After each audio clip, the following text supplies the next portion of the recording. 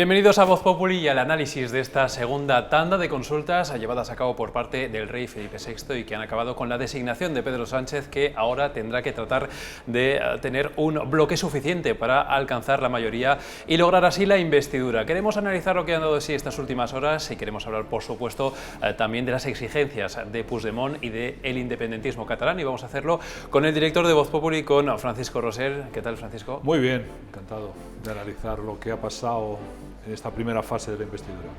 Y también vamos a hablar de todo esto con nuestro compañero de la sección de política, Jorge Sainz. ¿Qué tal, Jorge? ¿Qué tal, Alberto? Muy bien. Oye, Jorge, voy a empezar contigo porque el guión que estamos viendo es exactamente el que tú ya habías adelantado en Voz Populi este martes por la mañana, en el que hemos visto como efectivamente Pedro Sánchez propuesto candidato, pero en el que vemos como el PSOE de momento esconde esa fecha para una posible investidura, o un juego de escondite al que se ha prestado la propia presidenta del Congreso, Francina Armengol. Sí, lo contábamos en Voz Populi, ya se ha sucedido. El PSOE contaba con la designación por parte de la Corona para Pedro Sánchez, pero no iban a proponer una fecha porque siguen trabajando en esa negociación con el separatismo catalán y la amnistía, ¿no? Creo que estamos ante... Es conveniente recordar los sucesos, los hechos como han ocurrido, ¿no?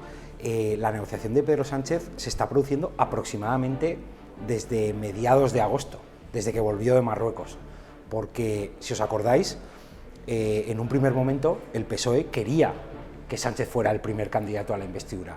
De repente, casi de la noche a la mañana, cambiaron de opinión y se abrieron a que, bueno, Núñez Feijóo, el candidato del PP, ganador de las elecciones, fuera el designado por el rey. En ese momento se le dio un mes a Alberto Núñez Feijóo para afrontar su investidura. Estamos hablando de que la primera ronda de consultas fue el 22 y el 23 de agosto. Todo ese plazo, más este nuevo plazo que no sabemos cuándo va a terminar, sabemos que hay un límite, el 27 de noviembre es el último día que Sánchez puede ser investido, si no habrá elecciones. Todo este plazo, que es más de 2 meses y medio, es el que ha utilizado Sánchez para negociar en secreto, en un secreto absoluto en el que no sabemos qué hay sobre la mesa, lo intuimos pero no lo sabemos, el que ha utilizado para negociar con Puigdemont una amnistía de dudoso encaje legal, ¿no? Por lo tanto, bueno, vamos a esperar a las próximas semanas.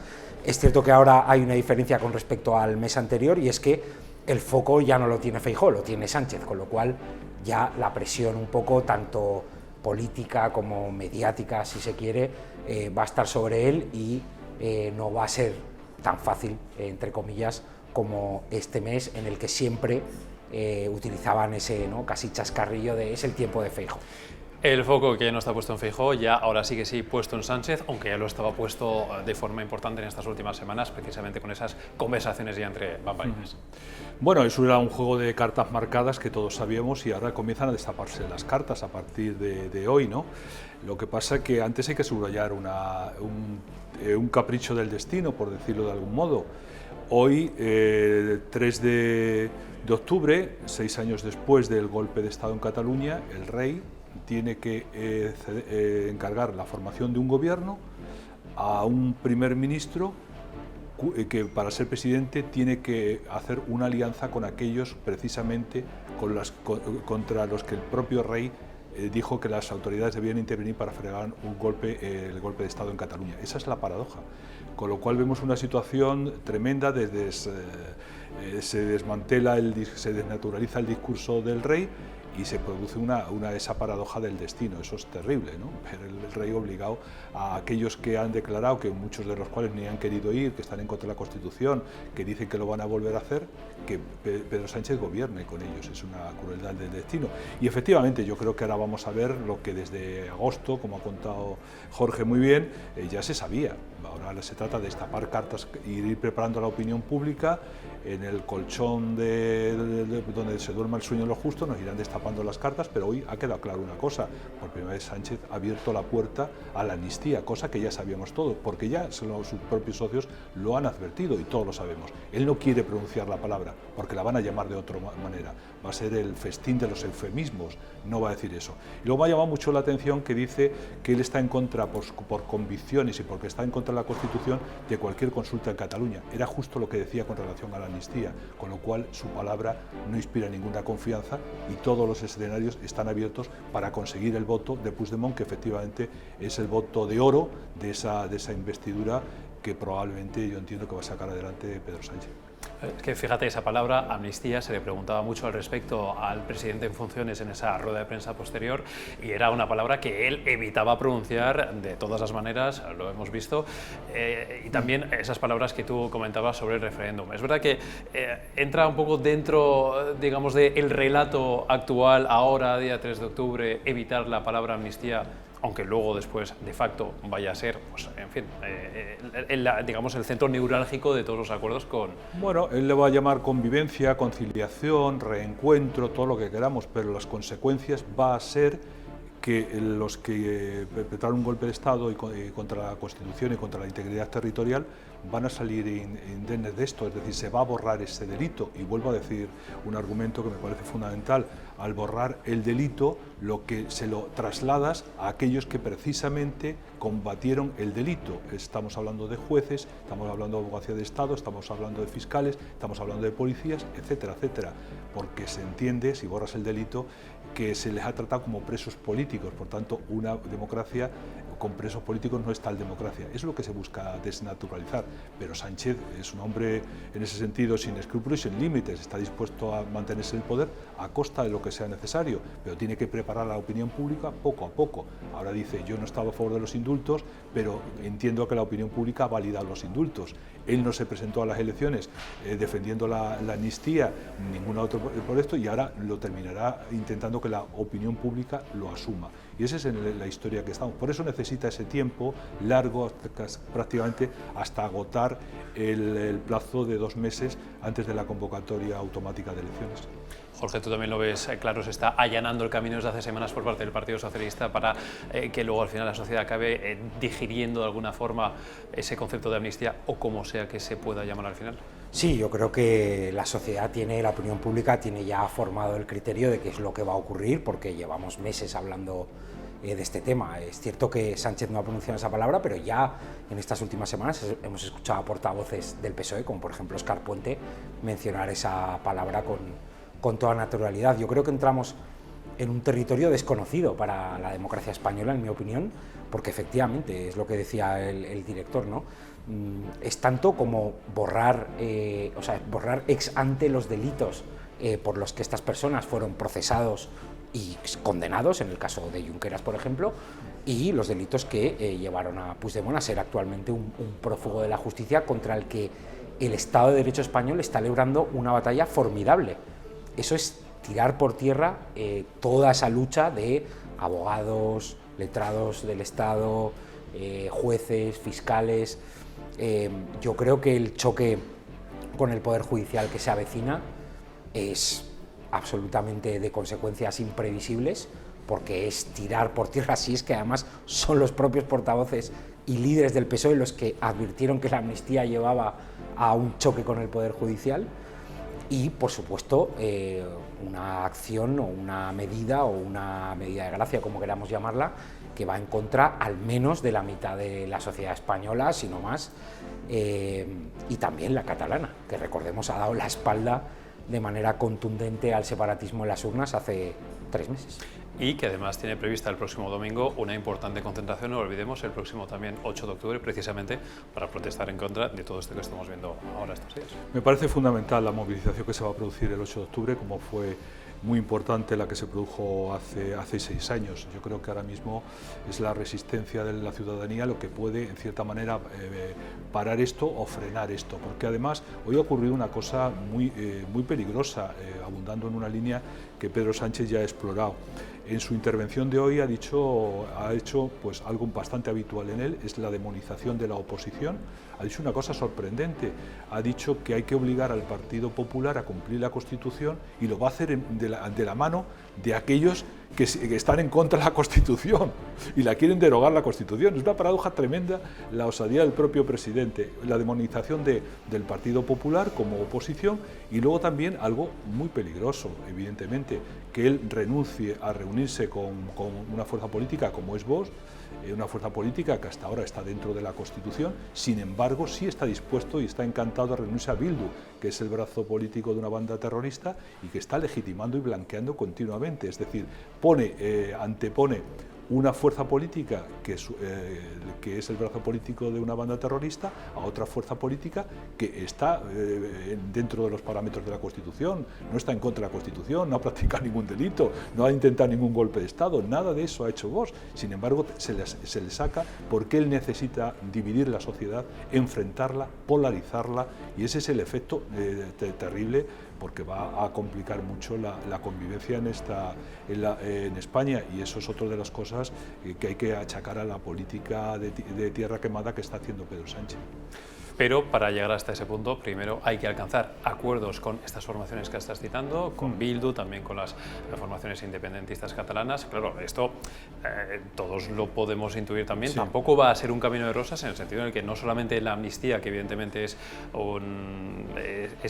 lo más llamativo de todo, pero también hay que hacer concesiones a Bildu, que tiene que pasar de la abstención que hizo hace 4 años ahora a un voto a favor del PSOE. También hay que conseguir el voto favorable del PNV, que se intuye, pero que también está viéndole las orejas al lobo con esas elecciones vascas. Pero aquí una de las cosas más sorprendentes, que la única fuerza política con cuyo apoyo iba Pedro Sánchez, más allá del teatro y de la farsa de Yolanda Díaz ayer, que diciendo que bueno, que estaba muy lejos el acuerdo, cuando todo el mundo sabe que está hecho y se están repartiendo los ministerios, o sea, es una cosa un poco... Pero más allá, digamos, el único apoyo explícito con el que ha ido Pedro Sánchez hoy a la Zarzuela es con el apoyo de Bildu.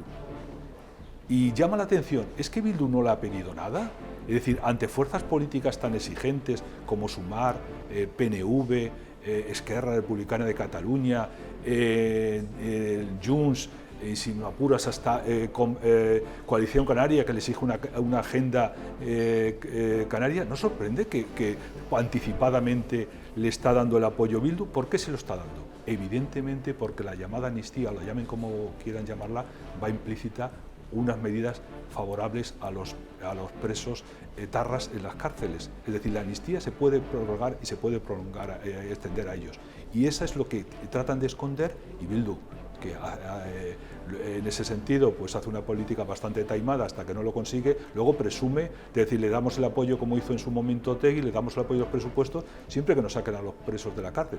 Y esto es llamativo, el silencio, como una fuerza política de Bildu, con todos los exigentes que tiene alrededor teóricamente y realmente el propio Pedro Sánchez, es la única fuerza que le da su apoyo sin decir absolutamente nada. Es llamativo. Sí, totalmente de acuerdo.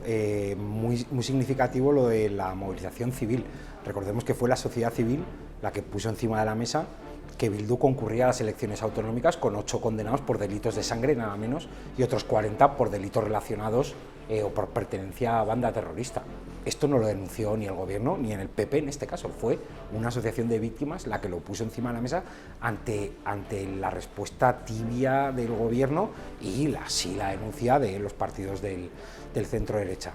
Bueno, yo creo que la negociación está bastante hecha o encarrilada por lo menos.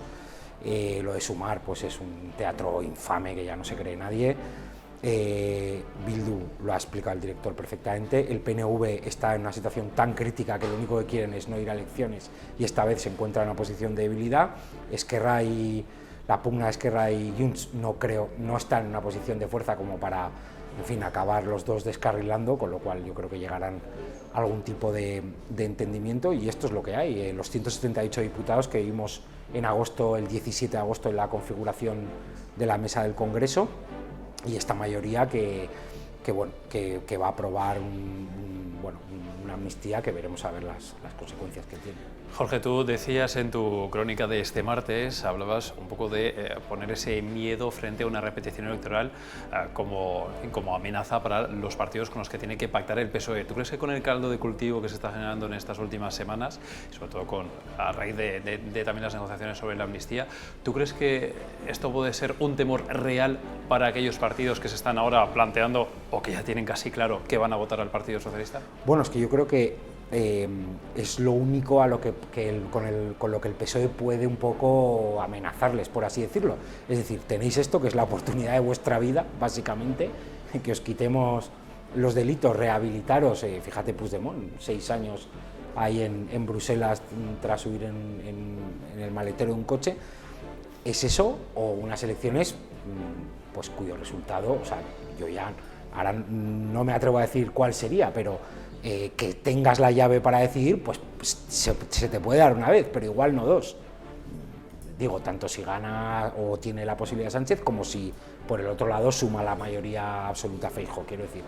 Por lo tanto, es una colusión de intereses en el que todos salen ganando. El PSOE conserva la Moncloa, recordemos que el PSOE es lo único que tiene ya, porque el 28 de mayo perdió prácticamente todo su poder territorial, salvo 2-3 comunidades menores, 2 capitales de provincia, no tiene nada, con lo cual es eso o el hundimiento total, y entonces en todo ese caldo pues se ha encontrado ese bloque que Rubalcaba bautizó como Frankenstein y que vamos a tener por un tiempo más, parece. Francisco, te dejo cerrar este análisis y te pregunto por esa amenaza de la repetición electoral, si es una amenaza que realmente puede utilizar a su favor de alguna forma el Partido Socialista o si las negociaciones ya están lo suficientemente entabladas como para que eso sea más de cara a la galería y a ese relato del que tanto hemos hablado. Yo creo que es una amenaza que nunca ha sido cierta por parte de Pedro Sánchez. Pedro Sánchez ha intentado sacar ese señuelo, pero realmente él está convencido de cerrar este acuerdo, esta alianza a la contra. Es una alianza negativa que tiene muchas dificultades de convivencia, pero ya tuvo la experiencia en el año 19 cuando repitió las elecciones y retrocedió. Ese riesgo no creo que lo quiera asumir Pedro Sánchez, aunque en última instancia no sé si pues produjera el conflicto entre Junqueras y el propio Puigdemont, que se vivió en la antesala del golpe de Estado entre las dos fuerzas políticas, y llegar a eso yo no lo creo. Yo creo que se va a hacer esa alianza a la contra. Ahora bien, esa alianza a la contra es una alianza muy negativa, muy inestable, que va a tener que atravesar 2 metas volantes de difícil solución, que es uno las elecciones vascas, en la primavera del año que viene, o si no las adelanta el Lehendakari, en el que lógicamente el Partido Socialista va a tener que decidir a quién hace el Lehendakari, a Bildu o al PNV. Y el que queda apartado de ellos, si es el PNV, ya tiene un factor de distorsión que puede propiciar una moción de censura en un momento determinado. Y luego hay la siguiente meta volante son las elecciones catalanas, en el que realmente tanto Esquerra Republicana de Cataluña y Junts, que han sacado adelante el viernes pasado una propuesta de que tiene que ser amnistía y la consulta no saquen adelante, es otro factor de desestabilización en la antesala de las elecciones catalanas. Por tanto, es una convivencia muy complicada. Este gobierno Frankenstein, que ya 2.0, como se le llama o se le quiera llamar, de difícil gestión, ante los muchos problemas que tiene este país, pues ese gobierno va a ser un problema añadido y un problema a lo grande. Francisco Rosell, director de Voz Populi, muchísimas gracias por el análisis. Gracias. Y Jorge Sainz, compañero de la sección de Nacional, muchísimas gracias a ti también. Gracias. Y ya lo saben, si quieren seguir informados, si quieren leer toda la actualidad, toda la información que tenemos en nuestro periódico sobre este nuevo intento al que se enfrenta en esta ocasión Pedro Sánchez para tratar de ser presidente del gobierno, está todo disponible a través de nuestras redes sociales y también en vozpopuli.com.